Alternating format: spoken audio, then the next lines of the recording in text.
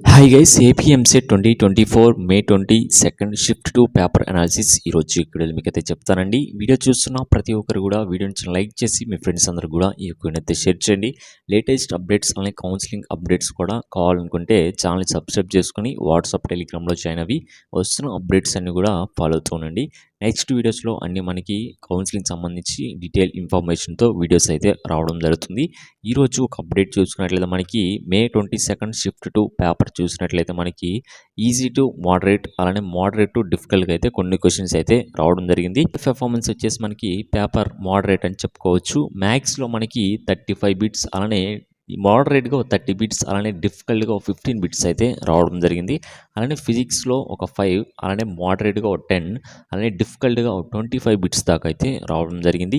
కెమిస్ట్రీలో వచ్చేసి ఈజీగా ఒక 15 అలానే మోడరేట్గా ఒక 20 అలానే డిఫికల్ట్గా ఒక 20 బిట్స్ దాకా అయితే రావడం జరిగింది. నెక్స్ట్ వీడియోలో నెక్స్ట్ అప్డేట్ అయితే చెప్తాను.